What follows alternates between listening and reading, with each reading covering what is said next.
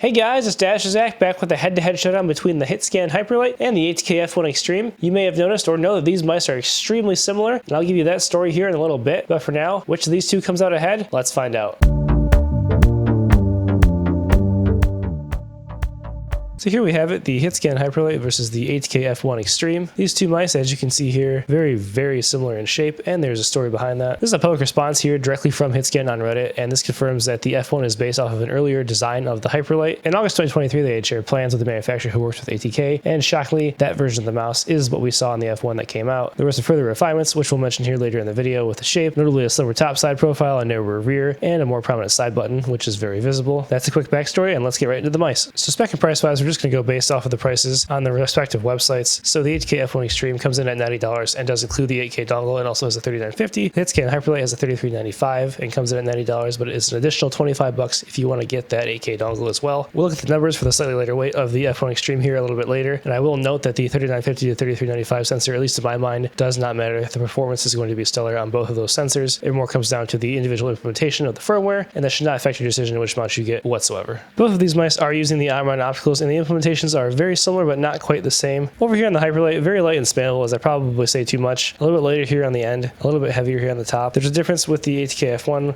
where they get heavier at the top if you click more high up and a more aggressive claw, and they're not quite as light as the bottom. I will say that the tolerances seem to be a little bit tighter for pre and post travel here on the Hyperlight, and the click feel is just a little bit more refined, a little less plasticky. Could be due to the quality of the plastic used on the shell. One more thing to note that I have not noticed here on the Hyperlight is that ATK mice are prone to sort of like a high-pitched, almost like a whiny omron, I would call it. There will be a click that just makes a louder, screechy, poppy noise, and I do not like that. And someone in my YouTube comments recently reminded me of this, and it does happen occasionally on this F1 Extreme, the Leviatan edition, and it's not something I've encountered here on the Hyperlight. Side-to-side play-wise, these mice are more or less virtually the same, so the clicks slightly ahead here for the Hyperlight, but very similar to be fair. As far as scrolls go, on the Hyperlight, the steps here are medium light, and I would say they're a little bit closer to medium here on the F1 Extreme. The actual click itself, very light and spammable on both of the mice. It's really hard to detect a difference. I've used enough mice that I would say the scroll wheel on this feels maybe 5% less cheap plastic-wise, but again, pretty similar in implementation there. As far as the side buttons go, as noted on that Reddit post, they're a little bit larger here on the Hyperlight with its newer iteration, and a little bit smaller here. They're pretty equal in tactility. The buttons are a little bit quieter here over on the Hyperlight. Looking at side-to-side play, there is a little bit here on the F1, and as well a little bit here on the Hyperlight. Very similar there. The side buttons on the F1 can be sunken into the shell a decent amount, and if we examine the Hyperlight, more or less the same there as well. So overall here, slightly higher marks for the Hyperlight just due to the larger button size. Looking at the bottom of the mice here, I will note that I have Jades on my F1 Extreme, but you immediately notice two things. The Hyperlight has an open bottom, and it is a little bit heavier, but as we'll see a little bit later, that does contribute to the build integrity. And secondly, the sensor is way further forward on the Hyperlight, which to me feels better. It's slightly more responsive, and that's sort of the thing you get with sensor positions. If it's further back, you might feel a little bit more stable, but you get a little more responsiveness in your micro adjustments a little sooner if your sensor is a little bit further forward. And I come to find lately that I've been enjoying, at least on small mice, the further forward position on the sensor, but that will be more personal preference. The skate design here is also interesting, as we have slightly larger back pad skates here on the Hyperlight. The skates out of the box on the F1 are mid. They're just not that great stock ATK skates. These skates here on the Hyperlight are some of my favorite stock skates I've ever used. You can see how thick they are. They feel extremely premium. The glide is very smooth. They are top-notch stock skates. I would say top 2, 3 that I've ever used. Really high marks here, and I would say that does factor into the price difference. I wanted to get aftermarket skates on my F1 right away, and that cost me $10 to $12, whereas that's not a cost you have to worry about on the Hyperlight, and you get 2 sets of skates. A massive win there. As far as coatings go, you know what the coating on the F1 Extreme is. It's an ATK coating. It's a little slippery. It's not the grippiest, but it is there, and with some humidity, you get a very locked-in grip. The Hyperlight is, I would say the coating on the Hyperlight is just better by 10 to 15%, which if you're looking at coatings, that's a pretty significant amount. It's a little bit more rubberized. It's grippier out of the box. It just doesn't feel as slippery even now, where my hands are not warmed up, and the warmer your hands get, the grippier it gets. So again here, the Hyperlight continues to slightly edge out the F1 with a higher quality coating. As we come into build integrity, we'll see why the open bottom on this still resulted in a higher weight for the Hyperlight. There is zero side flex to write home about on this mouse. Even looking at the bottom here, there isn't much flex. Like, you don't see that sensor ring really moving when I apply pressure there, and this is an open bottom, so that's really impressive. There's no flex here at all on the front, which I like to always check, and nothing here on the top back either. Coming to the F1 Extreme, there is some side flex that I can detect here. It's much more noticeable. You won't notice it in game, but it is there. Probably a slightly thinner plastic used on the shell. And then if we look at the bottom here, you can see that sensor ring moving when I get some flex there. Not a problem in game, but lower quality. No worries on the front or the top back on this mouse either. Now you might ask yourself, why would he compare the shapes? They're exactly the same. But as you saw earlier in the Reddit post, there are slight differences, so let's take a look and see if we can detect them. Now, people typically talk about these mice, they just say that the sides on the Hitscan Hyperlight are flatter, and that's the main shape difference, and I think that we can tell why based on that Reddit post. It states as a slimmer top side profile and a narrower rear. And I didn't mention this shape difference earlier looking at the bottoms to save it for this. Basically, you can see there's more curvature here, and that's because there's more back flare on the F1, and this is slightly flatter. There's just not as much width at the back of the mouse, which then results in those sides feeling flatter here at the bottom. And even from the front here, you can see it's pretty apparent that that is a pretty stark difference in the amount of tapering from the back to the middle of the mouse. Something that might not be super obvious in hand, but if you're looking for that difference, you can detect it. Besides that, the rest of these mice have virtually the exact same shape in all aspects, right down to the amount of the comfort grooves here on M1 and M2, which are very comfortable on both mice. And one more myth that I want to debunk. Often when people ask, hey, what's the modern Viper Mini? What do I want to recommend? They say the Hyperlight or the F1. Neither of those is really a true modern Viper Mini. They are somewhat similar, but I wouldn't tell someone that they're a clone because I've heard plenty of people go for these, hoping that's the case, and they come away very disappointed. As far as who these mice are for and how I experienced it, they're very, very good claw mice, either aggressive or relaxed claw, which is how I grip the mouse. My 19x10 hands are too large to palm these, to be honest, and you could easily fingertip them if you were to want to do that. Performance-wise, the sensor, the 3395 on the Hitscan Hyperlight, seemed more consistent at 2K, which is where I did most of my testing, than that of the ATK sensor implementation, which, as I mentioned in previous videos, is prone to wireless interference. I did not quite find that to be the case on the Hitscan Hyperlight. In game, I did perform, obviously, very, very similarly on these mouse because they are super similar. But if you know me, my number one main favorite mouse is the OP1 8K, and it has a very, very narrow profile. So naturally, I gravitated a little bit more towards the Hitscan Hyperlight due to the slightly narrower back and less tapering there, and also just because it's slightly higher quality in every way, as I demonstrated through the implementation of these mice. One more thing to note is the Hitscan Hyperlight has become my current favorite small mouse just in general. I've been maining it 100% in Kovacs for any scenario beside tracking, and honestly, I can perform very well with this mouse tracking as well, even though it's so small. But for anything that's target switching, even static, I've been just performing extremely well with the Hyperlight. I've gotten a handful of PRs with this. I honestly wasn't sure what to expect coming into these two mice. I was like, oh man, this blue colorway is also on the F1. Like, sure, they copied it, but like, can't there be that many differences? There are slight differences in shape, like I said, but really it's the quality of the Hyperlight that jumps ahead. And maybe a little bit of nagging morals inside of me saying, hey, we know this is a copy, like let's support the guys who really came out with the shape, let's support the company that deserves it more. In my opinion, that's Hitscan. That being said, like I mentioned earlier, I started with the F1. I won't judge anybody for getting the F1 and saving potentially 25 bucks if you want the 8K dongle, but again, the quality of the skates you get on this almost nullifies that price difference in my opinion. And if you don't care about 8K pulling, the Hyperlight is the easy choice in my opinion. Now I know the entire company ATK is pretty much based on copying shapes, and perhaps it feels the worst with the Hyperlight because A, it released before the Hyperlight came out, and B, it wasn't a ripoff of Razor like the X1 to the Viper V3, Logitech like the A9 to the GPX, or even like the Mad-R, VXE-R1, Pulsar. They're all larger companies. Hitscan, this is their first mouse. They're a smaller company, so that's probably why it hit a little more home for us in the mouse community. And while I appreciate what ATK does, in this situation, I'm going to support Hitscan all the way. One more thing to note, if you have decided you're going to go for the F1, there are Pro and Pro Max versions that come in at $15 and $10 less respectively. The main difference there is you don't get the 8K dongle with either of those, so the value is really lacking. The Pro Max is a huge battery, putting it at 50 grams, and the Pro comes in at 45 grams still with a smaller 250 milliamp hour battery. They got the battery down to 200 milliamp hours in the F1 Extreme Edition to get that weight down below 40 grams, which is smaller than the battery in the Hitscan Hyperlight, so you will probably get better battery life in the Hyperlight as well. I can't give exact testing numbers on that. The only other difference between the versions is you get a TTC side switch in the F1 Extreme, and there's a Huano in the Pro and Pro Max. There was also an F1 Ultra Edition, which they did not list on their website anymore, and probably because it had a really bad side flex popping weird issue on it. I had 2 copies of the mouse that had that issue. The Extreme seems to have resolved that issue, which is good to see, so I would 1000% not recommend the Ultra in any way, shape, or form. As far as software goes, you've all seen ATK software. It's the same for the F1 Extreme. No changes to write home about here. I will say the F1 does win because of that web software. Here is the Hyperlight software. I do apologize, I could not get window capture to work, so I'm just display capping this, but here you can set your motion sync, your ripple control, your angle snapping. I use high performance and long distance for all my testing, and the pulling rate here can go up to 8K. For weights on the F1 Extreme with the Jades, we have it coming in at 37.2 grams with its 200 milliamp hour battery, and then we have the Hyperlight coming in completely stock at a, you can barely see it on my screen, 42.4 grams with 250 milliamp hour battery and the open bottom, but the better structural integrity and slightly higher quality shell. For measurements on the Hyperlight, I have the narrowest point of the grip width coming in at 55.7 millimeters. At the very front, looks like we're getting 57.3 millimeters. I got the same max hump height on both of these mice at 38.3 millimeters. We see that back flare on the Hyperlight coming in at around 61.1 millimeters, and that's the only measurement I'm going to give you on the F1 Extreme because the rest of the measurements that I can get are pretty much the same, but that larger flare on the back does come out to 62.5 millimeters, almost 1.5 millimeters wider, which is why it's so visually obvious to us when we compare them. So that about wraps up for my thoughts on the Hitscan Hyperlight versus the ATK F1 Extreme. More or less, the Hitscan Hyperlight slightly clears the F1 Extreme in every area, unless you prefer the slight design changes from the earlier version of the Hitscan design that the F1 was based off of. Even with my discussion on the moral side of it, I too picked up the F1 Extreme before the Hyperlight, but I can now say for a fact that the Hyperlight is the better mouse and the one that I would recommend if you're willing to spend the extra $25 on the dongle. Please like and subscribe if you enjoyed the video. Follow me on Twitter at DasherZach. Hit me up on Discord on the server. Check out the Mousecast podcast. And with that, we'll see you.